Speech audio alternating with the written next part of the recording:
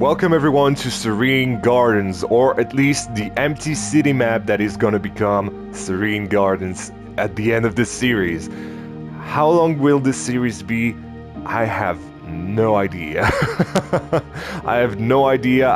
It essentially is only a spontaneous park idea that I wanted to make, and I thought, you know what, it's gonna be a small park, it's not gonna be a huge commitment, so I thought I might as well try a new type of content for you guys. So as you know, I used to make speed builds with Simple Park last year, and now I want to do more of an update style build series. And yeah, that's definitely what I'm going to do with this series. So how many episodes, I do not know.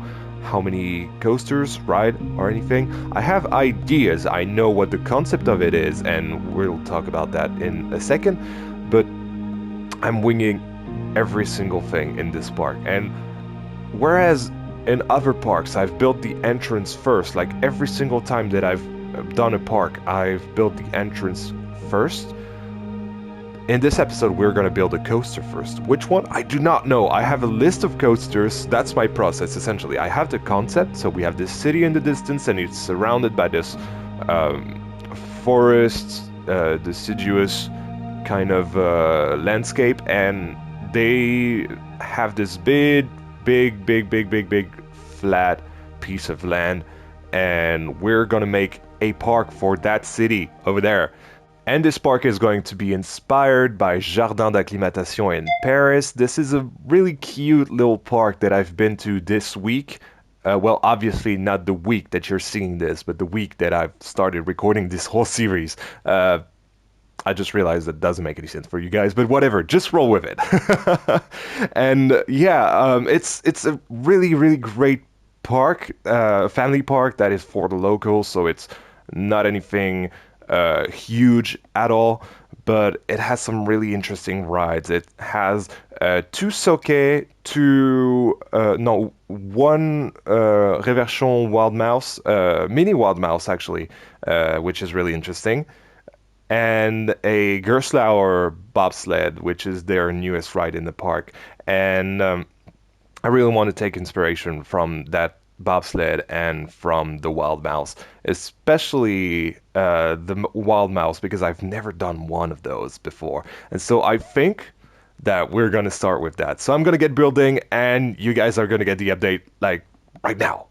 Indeed, you are getting the update now, and what an update. I kind of lied to myself when I said I was gonna focus on the coaster, because that's obviously what I did. You can see that right in front of your eyes, but I also focused on the entrance because I needed that entrance. I needed this whole build to feel whole for this first update. And yeah, we have a few things to look at, especially that entrance area is pretty much, I wouldn't say finished, because we still have this whole right side that is yet to be done. I don't know what I want to put there. Maybe the Gerstlauer, maybe a sky ride, you know, with the gondolas and everything. I'm not sure quite yet. This is going to be in the next episode anyway, so let's not worry too much about this. But yes, we have this little hidden away entrance tunnel that is essentially the metro, the train station, the parking lot, whatever you want it to be. We're going for this really urban European park style for the builds, especially because the park is obviously inspired by Jardin d'Acclimatation in Paris. That's what I told you earlier. And yeah, especially this little sign for the park is really inspired by Jardin d'Acclimatation. I don't know, Serene Gardens, it has something to it, doesn't it? So yeah, this entrance is just a portal. Usually I have my turnstiles, but I didn't really feel like I wanted to use them because we have the information booths. You can essentially go paper ride because the management side of things is easier that way in the game, I mean. And because Jardin d'Acclimatation is like that as well. You can get a wristband and have an unlimited amount of rides that you can do. but for the sake of our park, obviously I cannot have that sort of thing. So we're gonna say it's a paper ride park, like Tivoli Gardens as well. And yeah, we have a few things. So that entrance, you've seen that by now. Let's not linger too long on that thing. And we have Antonio's Espresso. Oh my God, no, I said it with an X. Espresso. I'm so sorry. He's Italian. He's gonna kick my ass. But but yeah, it's Antonio is my good friend. I've been to Poland with him, along with Corvus, of course. But who cares about Corvus? Come on. No, just kidding, of course. But yeah, Antonio's espresso was just a no-brainer. I needed something with coffee, Italian, espresso, Antonio, it rhymes. So I thought, you know what, let's just shout out Antonio. And it's a cute little shop as well, so he's lucky. Look at that inside. You know, I like to custom the inside of my shops. So I wanted this to be really the inside of an old Parisian building, you know, really wooden and everything. And I think I did a good job with that. Kind of modern, of course, with everything that's in there, but I really, really like this style of build. I'm in love with it, to be honest. And then we have a little backstage area for the trash and everything that's a little bit hidden away. And, of course, the main thing for our hub update and really the episode as well is the Reverchon wild mouse. So this is a special wild mouse because as you can see it's not really having, except right after the lift hill right there, it's not really having classic wild mouse elements, so to speak. And I did start by doing that. That's what you can see up there. And I did a whole layout and I was like, the excitement is not really high and everything. I'm someone who really cares about my stats, even though they don't really matter in the game. But knowing that I'm gonna have rides with better stats after that, I didn't want the wild mouse to be looked over by the guests and kind of forgotten, kind of like a teacup ride would be, for example. And so I was like, okay, how can I make this ride better? How can I fit few airtime moments and better spinning?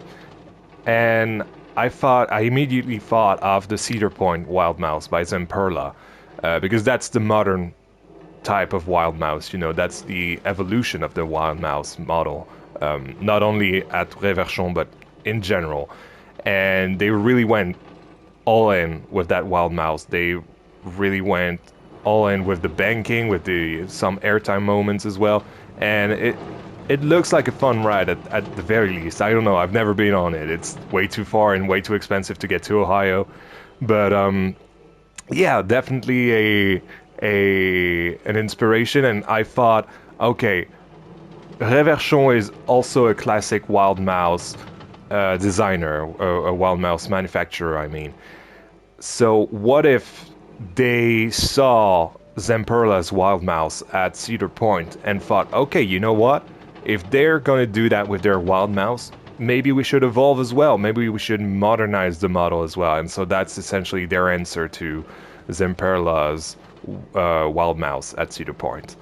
And yeah, it's a fun little build, especially because you guys are not going to believe that, but, well, I mean, you can see it.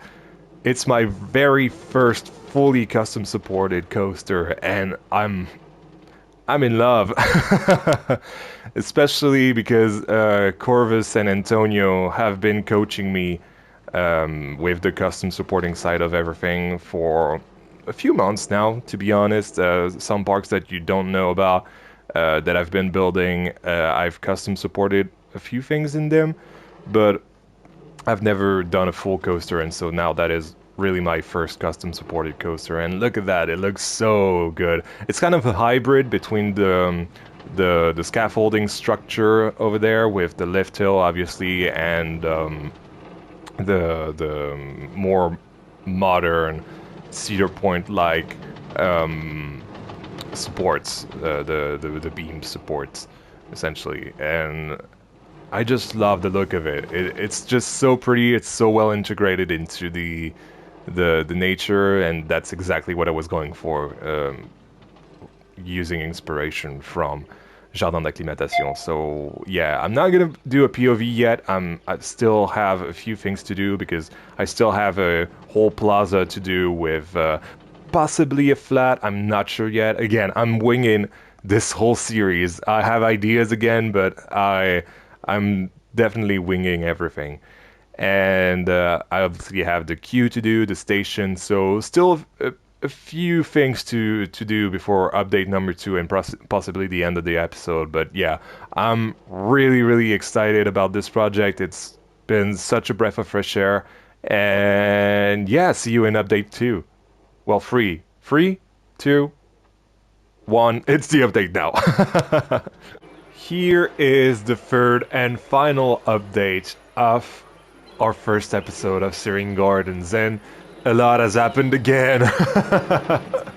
Obviously, a lot has happened again. First of all, let's start with the entrance buildings. Sorry.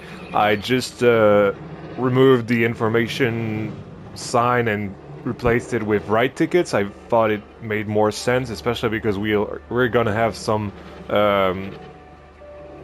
ATMs that are made up to look as ticket machines, I guess. And of course you saw Antonio's Espresso in the latest update, but now we have Baguette Bakers, which is essentially a twin shop, a twin food shop. So essentially, if you didn't know that, for the management side of the game, if you have a drink shop, it's usually a good idea to have a food shop right next to it, because people are gonna want to buy food and drinks and satisfy both of their needs at the same time. But yeah, that's essentially what I did.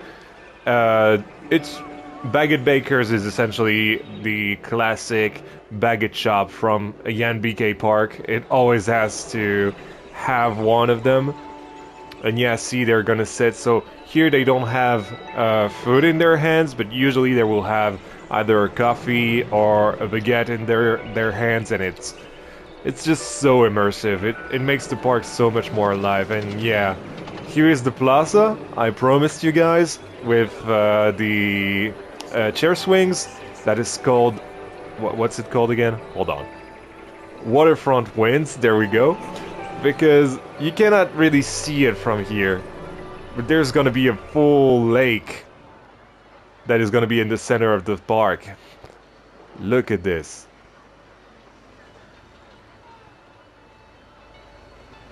I love this. At first it was inspired by Phantasialand and the water feature with the water jets. And then I thought, you know what, it's not that type of park. They wouldn't have the budget for that.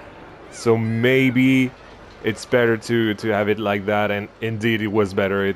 It is much more calming, and when you look at it from this angle, it looks so majestic. It's so great as a centerpiece for your park entrance, essentially. And that way you know where the park entrance is as well. So yeah, moving on. First of all, this little toilet building right there. So we have the men and the women, so that's the women, even though men are coming out of this. You do whatever you want in the women's bathroom, whatever. And the men here, the men have a wonderful little view on the trash for our baguette shop. And something I didn't point out, but you can see the little flies around the trash. This is something that I like to do. It's a little detail. Most people won't ever notice that, but for the people who do notice that sort of detail, or manhole covers right there, or the water pump for the fountain, for example. Yeah, that's the sort of detail I like to make for people who like to look for those details. And yes, we have a full station, we have a full queue, we have 2 full queues actually, so we have 2 rides technically in that area now, in that park actually.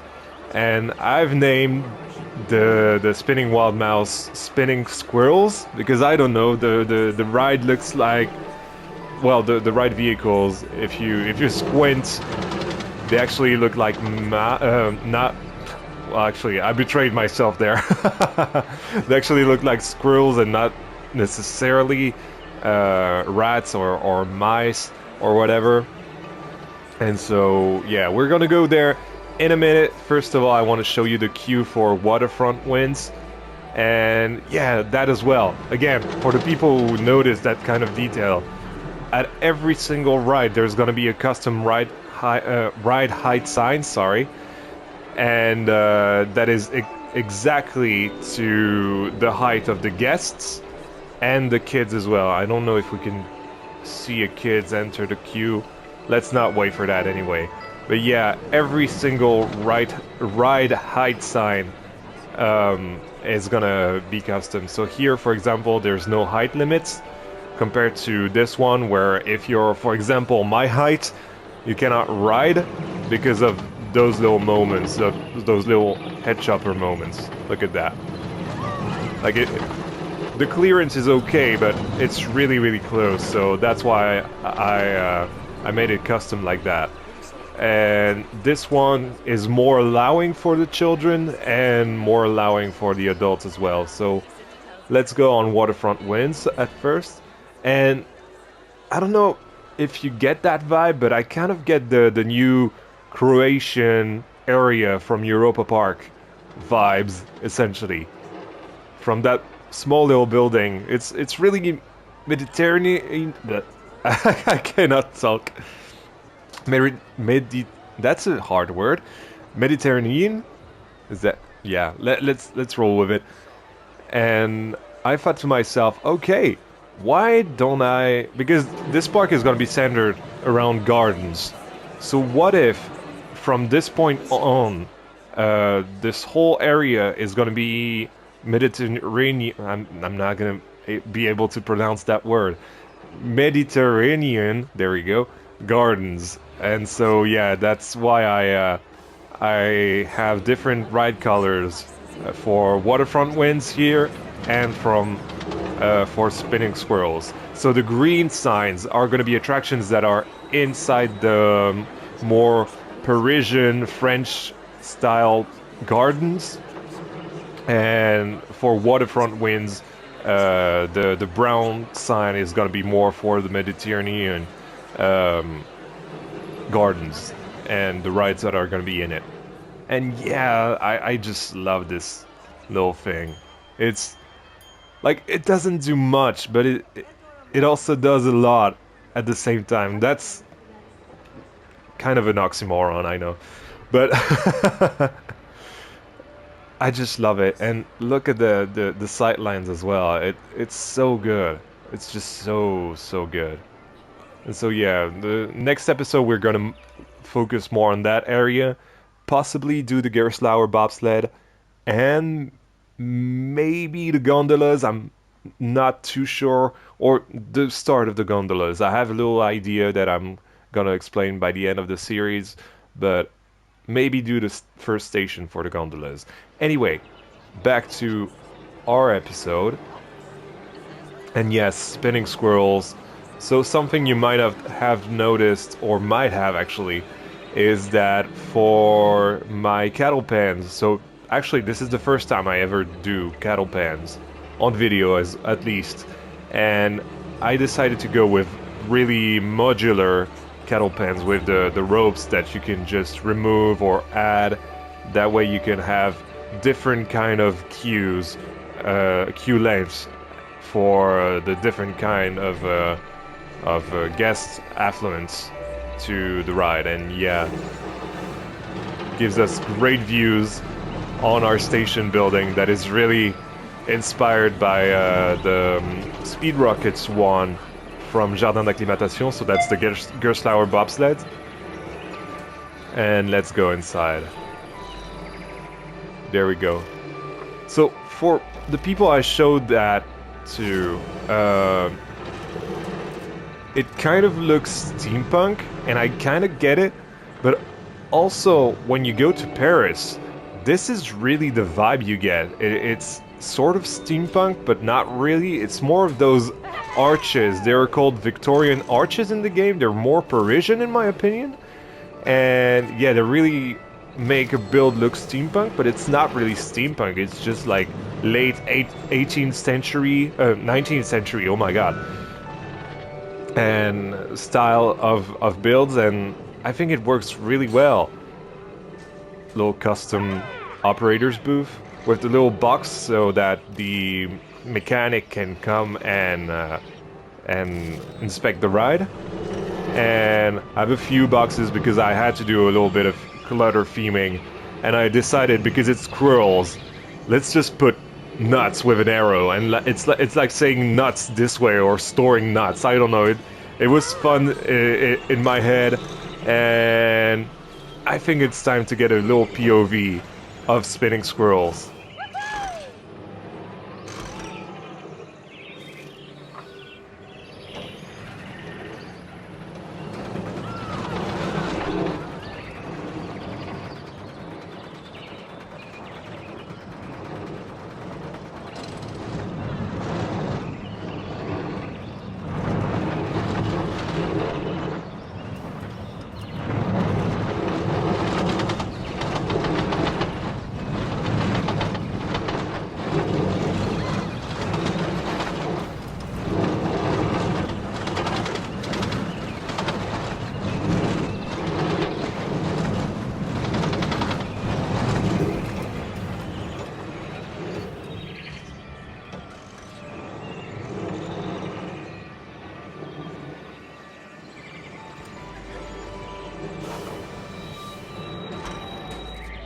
I hope you guys had as much fun as I had building spinning squirrels, because that ride, it doesn't do much. It's very much a family, maybe even junior type of ride. But I don't know, it has personality, it's just, I love it. And you can see also the little touches of realism that I started adding throughout my parks, because this park is really gonna be realism based. With the little transfer track as well, with the little shed and stairs so that people can, the mechanic can access the transfer track. It's just a whole thing, and I just love it. I just love this park, love the vibe of this park, and the little cherry on top is that I chose to bring back my playground set from Parc Ciel Bleu, so an almost 2 years old blueprint. Yes, it's so good to have it back. It still hasn't aged a day at all, and I'm so happy to be able to feature it in one park again, because I don't know, it's a garden park, so obviously it's gotta have a playground, right? And of course, if you're taller than that, you're not allowed to go on the playground, but let us go on it, because we're allowed to, right? We've built it. And yeah, that's kind of the view you get. It's not a great view yet, because it's gonna look over the Mediterranean gardens. There, I said it right, but yeah. Whee! I just love it. And with the music and everything, it's just such a vibe, and I hope you guys enjoy the vibe of it, because in my opinion, so far, this is my best part to date. And it's only the first episode, and I know it's gonna get better and better and better. I just know it.